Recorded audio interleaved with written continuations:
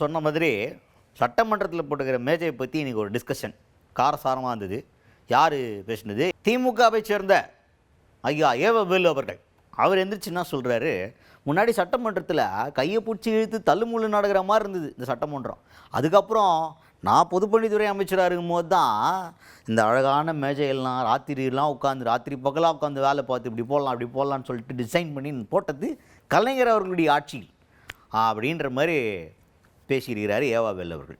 அதுக்கு மறுபடியும் பள்ளிக்கல்வித்துறை அமைச்சர் எந்திரிச்சு என்ன சொல்கிறார் அப்படின்னு பார்த்தீங்கன்னா, கலைஞர் ஐயா மீது எங்களுக்கு மதிப்பும் மரியாதையும் இருக்குது, ஆனால் அந்த மேஜர் நாங்கள் தான் போட்டோம்னா நீங்கள் என்ன சொந்த காசுலையாக போட்டிங்க, மக்கள் வரி பணத்தில் எடுத்து போட்டிங்க, அதை போய் நீங்கள் சொல்லினே இருக்கலாமா அப்படின்ற மாதிரி பதில் சொல்கிறாரு ராஜ்மோகன் அவர்கள். பிரச்சனை பெருசாகும் போது ஒருத்தர் கையை பிடிச்சி எடுத்துக்கிற அளவுக்குலாம் அந்த சட்டமன்றத்தில் ஒரு காலத்தில் நடைபெற்ற வரலாறுலாம் உண்டு.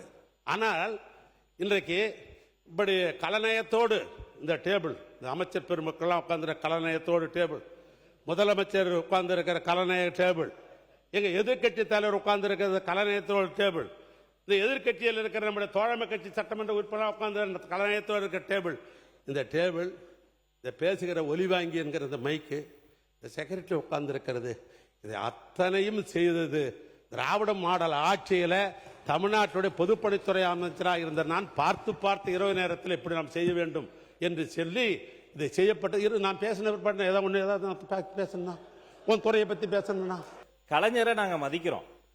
தமிழ்நாட்டு வரலாற்றிலேயே நேற்று எங்கள் கட்சி உறுப்பினர் கூட அவர் பேரை சொன்னபோது எழுந்து நின்று வாஞ்சையோடு தாயுலத்தோடு அதற்காக வருத்தம் தெரிவித்த மனிதர்கள் அமர்ந்து கொண்டிருக்கிறார். மாற்று கருத்து இல்லை. தென்னாட்டு பெர்னாட்சானா அது அறிஞர் அண்ணா தான், தெற்கில் இருந்து உதித்த சூரியன்னா அது கலைஞர் தான், அது வேறு.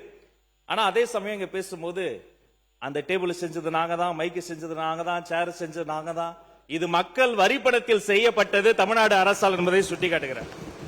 96ஆம் ஆண்டுக்கு பிறகு முத்தமிழறிஞர் கலைஞர் அவர்களினுடைய ஆட்சி அமைந்த பிறகு இது அவர் பேசியது. ஒரு பெயர் மாற்றத்தை அவர் செய்தார். இது அவருடைய வார்த்தைகள்.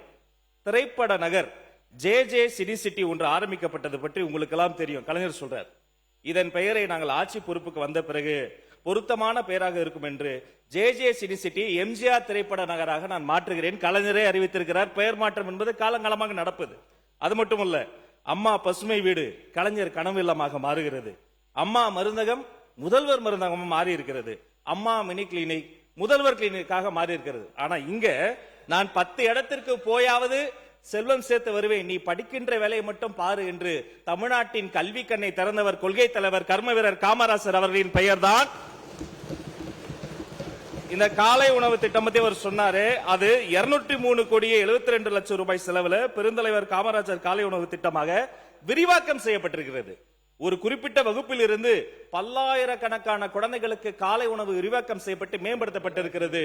நான் சொல்வேன், இந்த திட்டத்திற்கு காமராசர் பெயரை விட பொருத்தமான பேர் உலகத்திலேயே கிடையாது என்பதை உறுப்பினருக்கு தெரியும். Next room change. முதல்வர் தன்னுடைய அறையை மாற்றியது தொடர்பாக அதுக்கு என்ன சொல்லியிருந்தார் ஏவாவேலு அவர்கள் அப்படின்னா, பல முதல்வர்கள் அந்த ரூமில் இருந்தால் செயல்பட்டாங்க, இது ஒரு செலவுன்னு சொல்லிட்டு மாற்றுறது அப்படிங்கிறது என்னன்னு தெரில, இதில் வேறு டெண்டரில் ஏதோ குளறுபடி இருக்குன்னு சொல்லிட்டு நியூஸ் எல்லாம் வருது இப்போ அப்படின்ற மாதிரி ஒரு குறிப்பை எடுத்து பேசுகிறார்.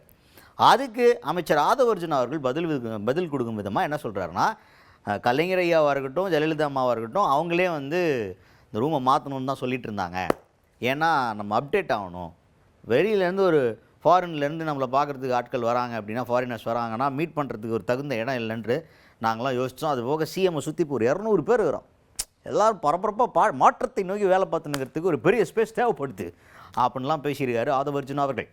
மாண்புமிகு பேரவைத் தலைவர்களே, ஓமந்தூர் ராமசாமி ரெட்டியார், மூதறிஞர் ராஜாஜி, பெருந்தலைவர் காமராஜர், பெரியவர் பக்தவச்சலம், பேரறிஞர் அண்ணா, முத்தமிழறிஞர் கலைஞர், மக்கள் தலைவர் எம்ஜிஆர், அம்மையார் ஜெயலலிதா, ஓ பன்னீர்செல்வம், எங்க ஓ பன்னீர்செல்வம், பக்கத்தில் இருக்கிற முன்னாள் முதலமைச்சர் சகோதரர் எடப்பாடி பழனிசாமி அவர்கள், எங்க தலைவர் திராவிட மாடல் ஆட்சியினுடைய தலைவர் மு.க. ஸ்டாலின், இத்தனை முதலமைச்சர்களும் முதலமைச்சரிலிருந்து இந்த தமிழ்நாட்டுடைய பல்வேறு திட்டங்களை நிறைவேற்றி இருக்கிறார்கள், ஏழ்மையை போக்கி இருக்கிறார்கள். இன்னும் சொல்ல போனால் தமிழ்நாடு வளர்ச்சி என்று இன்றைக்கு இந்தியாவில் இருக்கிற மாநிலங்களிலேயே இன்றைக்கு முதல் மாநிலமாக தமிழ்நாடு திகழ்கிறது என்று சொல்வதற்கு இத்தனை முதலமைச்சர் அந்த அறையிலிருந்து தான் போட்டிருக்கிறாங்க. இன்னைக்கு காலையில் இந்த டைம்ஸ் ஆஃப் இந்தியா என்கிற பத்திரிகை வந்து ஒரு செய்தியை அரசனுடைய கவனத்துக்கு கொண்டு வர வேறொன்றும் அல்ல. ஆனால் இப்பொழுது அந்த இடத்தை மாற்றிவிட்டு 1 கோடி ஏறத்தாழ 30 லட்சம் ரூபாய் செலவில் எங்க அண்ணன் கலைஞர் தான் நாமக்கல் மாளிகை அந்த 10 மாடி கட்டடத்தை கட்டி கொடுத்தவரை எங்க அண்ணன் கலைஞர் தான். இப்ப அந்த இடத்துக்கு முதலமைச்சர் போறார். எங்க அண்ணன் கலைஞர் கட்டிருக்கிற அந்த அறைக்கு போறார் என்பதில் எனக்கு தனிப்பட்ட ஒரு விதத்தில் மகிழ்ச்சி தான். இது பிரிட்டிஷ்காரன் கட்டது, அது தமிழன் கட்டது, அது ஒன்றும் மாற்றம் இல்லை.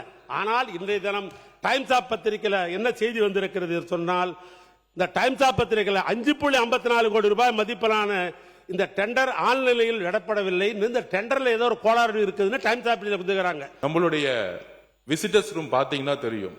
ஒரு வெளிநாட்டில இருந்து ஒரு அமெரிக்கன் கான்சுலேட்டோ ஒரு வெளிநாட்டு அதிகாரிகள் வரும்பொழுது உட்காரக்கூடிய இடம் இன்னும் அப்டேட் செய்யப்படல. இதுதான் கலைஞரும் சரி அம்மா அவர்களும் சரி ஒரு செக்ரட்டரியேட் கட்டணும்னு நினைச்சாங்க.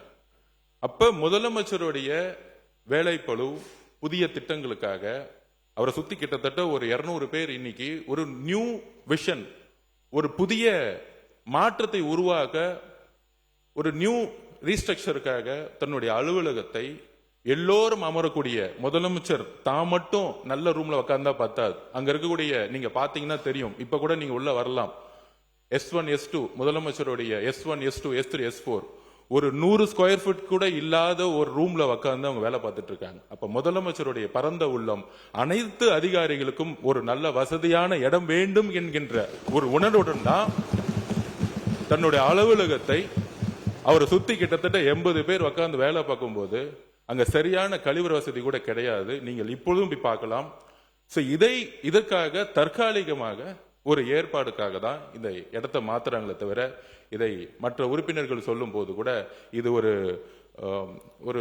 அவருடைய வசதிக்கோ அவருடைய தேவைக்கோ அவர் கிடையாது.